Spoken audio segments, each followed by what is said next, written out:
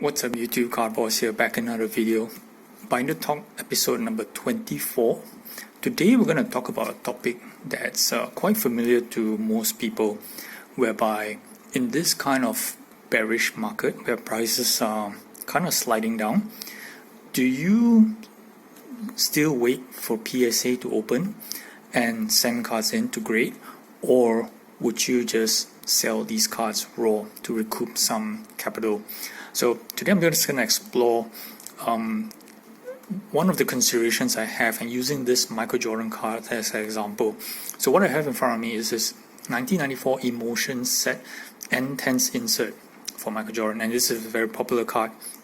I think most of you guys probably recognize this already. So just a bit of back history, right? So I bought these raw between maybe September to November last year at about, on average, about $180 to about $200 a piece, okay, with the intention to send to grade to PSA and of course trying to get back the premiums, right? So I was quite fortunate that out of these four copies that I purchased, all from eBay, 3 of them are actually of good condition and just one that perhaps doesn't fit the bill. So here I am in January 2022, considering whether or not these should go back out to the market as raw or wait for the next PSA tier to open. So as you guys are aware, PSA actually closed their operations or stopped taking submissions since sometime early last year, and it's slowly been reopening with Express in July and then regular later on. So right now the cheapest tier is $100 to send in through regular, but it's expected that the next tier, Economy, would open sometime in maybe February, early February or middle of February, and the expected price will be about $50, right? And most people would think that it's going to take about roughly 3 to 4 months. Okay, so the consideration is, A, do you wait for that next tier to open and send each of these cards for $50 and wait about 4 months to come back and hopefully get good grades and sell for prices, assuming that today's prices are whole, or just cash out on these raw and redeploy the capital to somewhere else? Okay, so we're going to talk about these Jordan specifically. Like I said, I purchased these cards between $180 to $200 a piece, and PSA 9s are going for only about $330 on eBay, and that's about $280, $290 after fees. And a PSA 10, it's going at about $850, so that's about maybe about like $750 after fees. So you're looking at maybe about slightly more than 1.2x for PSA 9 and about 3x for PSA 10. And that's a normal kind of multipliers that you get for modern day cards. Usually you don't see that kind of multipliers, this low multipliers for cards that's in the mid-90s, such as Jordans. You will see something like a 8x for PSA 10s, and I'll explain why. I'm going to talk about the pop counts first on these particular cards. PSA 9 is a pop count of 370, I think, and a PSA 10 is about 350. So pretty even pop counts, but bear in mind, right, in the 90s these cards were printed in hundreds of thousands. Okay, so that pop count number, while it's relatively big to most people, we're talking about hundreds, it's actually considered small when you compare to the print run. But they're not scarce by all means, right? They're just small. But that being said, that's why these cards are priced at that price, being a pop count of 300 plus for PSA 10. Certain Jordan inserts, in the mid-90s, PSA 10 fetches are like $2,000 or $3,000 because they're in pop counts are less than 50. So like I said, these inserts are by no means rare, but they are extremely popular. Okay, so now, to grade or don't grade. So let's just take a case study, which is what this video is all about. Assuming that I have this Jordan here at $200 cost base, and I will need to spend, let's say, $50 to send for grading. So I'm in about $250. Okay, and it takes about 4 months for PSA to come back, 3 to 4 months, and I'll probably get this card back in May of this year. Cross your fingers on that. So PSA 9 is going for $280 after fees, so that effectively makes it earning about like less than 10%, about like $30 or maybe less, right? Slightly more than 10%. Is it worthwhile sending to PSA, just to knowing that you're just gonna make $30? Or would you sell this back raw, lightly for $200 and less fees? You probably take a haircut about like maybe $20-$30 on each of these, but you get to redeploy your cash into other things.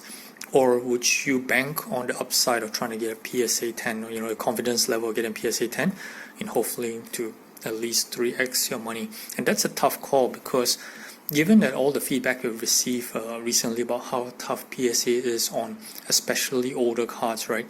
You can't really realistically expect to send, let's say, 3 of these and to get a PSA 10 with a high degree of certainty on one of them. Doesn't matter how experienced you are or how high your confidence level is. It's just tough, right? It's just tough, even for me, right? So I'm setting my expectations slightly lower and just saying that, okay, best case scenario, one of it get a 10, but my reasonable expectations would be PSA 9s across the board. And if you look at this, right, paying a submission fee, assuming it's just $50, don't even count shipping, right?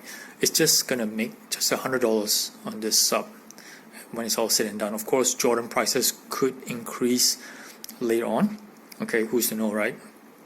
But given the pop count, which is something that you need to consider for these sort of cards, will these cards actually push up in value, beyond that, let's say $330 on eBay? It has gone up to the highs of $500 or $600 for PSA 9 and $1,600 for PSA 10 for this intense insert specifically, but that was in a different kind of stratosphere, when there was a goat chasing back in January 2021.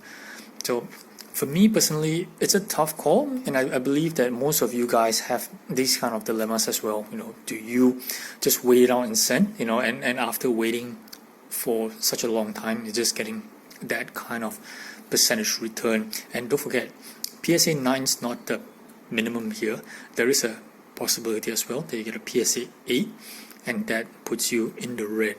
And that's not something that's nice, especially if it happens to just one of them.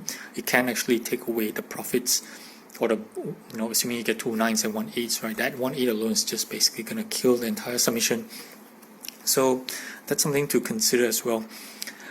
What I probably would do, having filming this video now, is to take a good hard look again at these 3 Jordans, and perhaps identify the best looking one that I feel has the best shot for a 10, right? Worst case 9, but the best shot for a 10, and send that in, and maybe just push this back out to the market, take a bit of loss on this, and just redeploy back that $500 odd, to something that has better potential, not necessarily in sports, but perhaps in non-sports as well, whereby I'm seriously looking at Marvel at the moment. So that's my take on the assessment, right? I want to keen to hear what you guys think, right? Are you guys just holding a stack of cards, just waiting to send a PSA? I have a stack of cards as well, but every time when I just review the prices of some of these cards, very often when I was looking at just Jordans, for example, the raw prices has been pretty stable, and so has the PSA prices. Like I said, I don't really expect them to really jump up in the next 6 months. So it comes down to your confidence level on securing a good grade for this, because that's where the upside is. Otherwise, you're probably better off just redeploying your capital to something that has better returns than potentially just 10% after 6 months. Alright, that's all I got for you guys today. Do like, subscribe, follow me for more content in the future. Thanks for watching. Carboss out.